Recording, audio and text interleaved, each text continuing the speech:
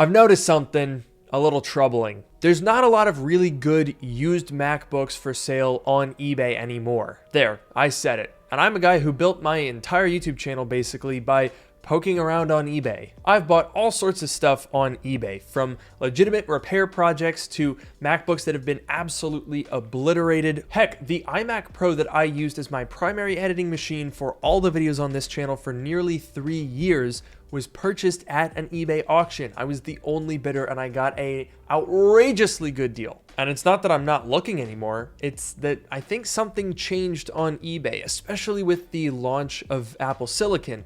There's not as many people selling and there's not as many people buying interesting stuff anymore. To explain what I mean, I've got this 2015 15-inch MacBook Pro. This is one of the best MacBooks that Apple ever made, and especially during the years of the Touch Bar MacBook Pro, people were absolutely clamoring to find these things.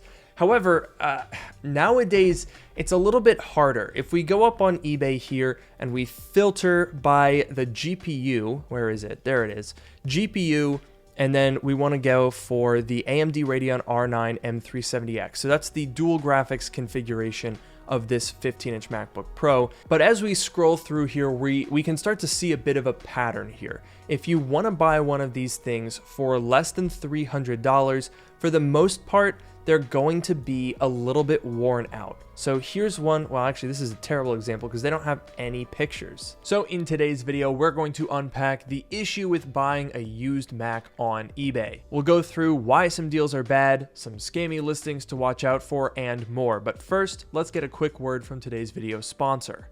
Today's video is sponsored by Aper. Bring vacation home with the new Seagull line of cordless pool cleaning robots. Aper invited me to their pool party event to demo how effective their new Seagull range of cleaning robots are. They have a ton of options for pools from 850 square feet all the way to 3,200. Perfect for any size. The entry-level Seagull SE offers an hour and a half of cordless runtime and is great for smaller pools, while the Plus adds fast charging and rapid water release, and the Seagull Pro goes all out. 3 hours of runtime, quad motors for maximum mobility, and WavePath navigation allows your robot to pick the optimal cleaning pattern.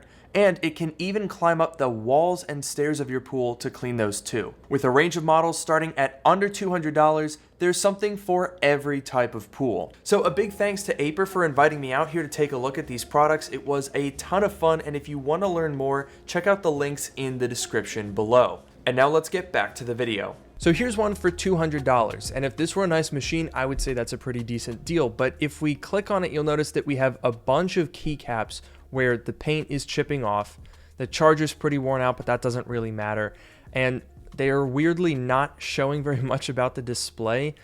Oh no, that almost looks like LCD damage. It's underneath the screen. So this isn't worth $200. These are pretty fundamental things. Like, you're not going to buy this thing and replace a screen and a top case. That's just not economical. Here's one for $300, but this one isn't all that much better. It does seem to have a new battery, but look at the wear on the display. This is a really common thread. If you want to buy a Retina MacBook Pro for under $300, it's really hard to find one that isn't completely worn out. I've gone up and down these search results trying to find one for around $300 that's just in really good condition, but I can't find one. I mean, this one has the upgraded Core i7, woohoo, an extra 1% performance, but the battery says service recommended. And even if this thing was completely fine for $300, it's still not a great value. I did find this very confusing listing, which states that it's a MacBook with a 4960 HQ, and in the description they say a late 2013 running Mojave, but the picture is some sort of a touch bar. It looks like a 2016 touch bar MacBook. So I don't even know what's going on here for $260. But I think the larger issue at play here is that the MacBooks that are for sale right now just aren't priced well when you consider Apple Silicon. Like, even if I had been able to find one of these 2015s that was in pretty good condition for $300, it's still an 8-year-old device that's no longer supported in Mac OS. And for an extra $300, I could get myself an M1 MacBook Air. But even then, buying something used isn't a great value. If we go back here and look up MacBook Air, And then we're going to refine our search to those with an Apple M1 chip. You can see lots of listings, 1,140 of them. But if we apply that, do buy it now, and sort by lowest first, what do we got here? A lot of junk, a lot of broken ones. Let's scroll down quite a bit here until we could get to potentially getting something good.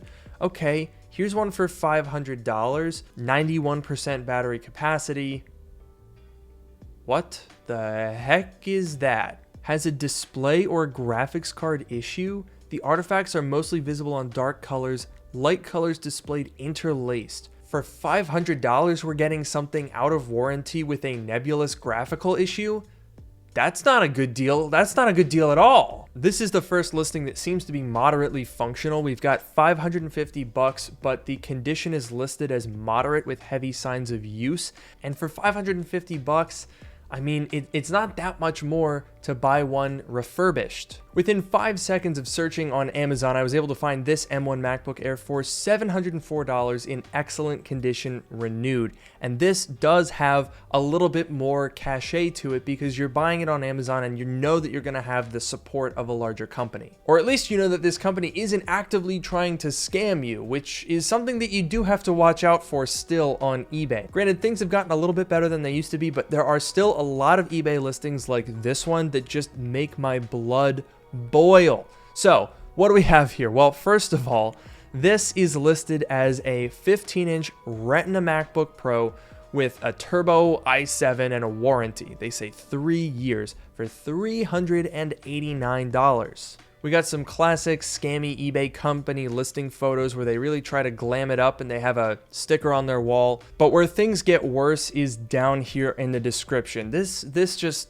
makes me want to bash my head in here. 2.0 gigahertz Intel quad core turbo up to 3.2 gigahertz. The biggest red flag in an eBay listing is when they quote the turbo clock speeds of the processor. That's just nonsense. They've also got this talk here of a 3-year warranty on all our upgrades in all the MacBooks we sell. And that is another major red flag because the 3-year warranty is only on a specific component that they install. So all of these features, the Retina gloss display, the Wi-Fi, webcam, Bluetooth, USB ports, Thunderbolt, internal battery, audio port, multi-touch trackpad, none of those are covered by that 3-year warranty that they put all over the listing. And they say upgraded with high performance hardware, but this 2 gigahertz Core i7 is the least powerful late 2013 configuration with the least amount of RAM and the least amount of storage. So it's actually the least powerful Retina MacBook Pro that you could buy. And in fact, it seems to me that this 3-year warranty that they won't stop talking about only applies to the keyboard cover and the protective case that they include.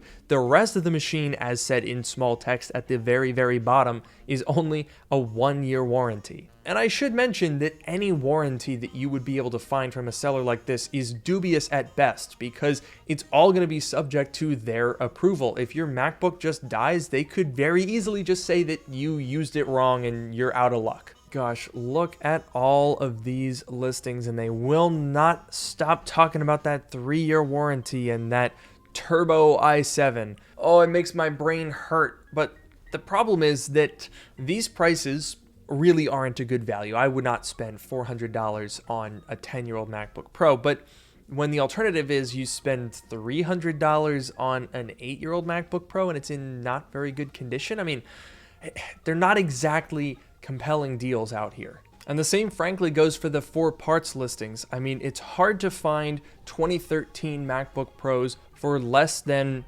$100 in this sort of condition, but this one has no SSD or OS or a battery. So obviously putting in an SSD isn't that difficult, but putting in a battery, that requires you to get a whole new top case, and at that point you're spending more than $200 on a MacBook Pro, and we're right back where we started. So what's causing this? Well, I think the biggest underlying factor is that Apple Silicon is so good that we just can't think of a reason to spend any decent amount of money on an Intel Mac. Even if you save $200 or $300 over an M1 MacBook Air, you're still gonna buy something that doesn't have software support, that's probably 7 or 8 years old, and that has not very good battery life compared to Apple Silicon, a big loud fan that's always going. All of those things that we just had to put up with under Intel, we just don't have to deal with anymore. And so there's really not a lot of room for an Intel middle ground. The way it goes is you buy Apple Silicon or you get something with Intel if it's ridiculously cheap and it's just like a computer that works. A $100 or $200 perfectly working, good condition Intel machine, I would say that's a good deal. But $300, $400, $500, there's just nothing in that range that is a better deal than something that has Apple Silicon in it. So anyway, I just wanted to share that conundrum with you guys. I hope you found this video helpful. If you did, let me know in the comments down below. And with that, I'll see you in the next one.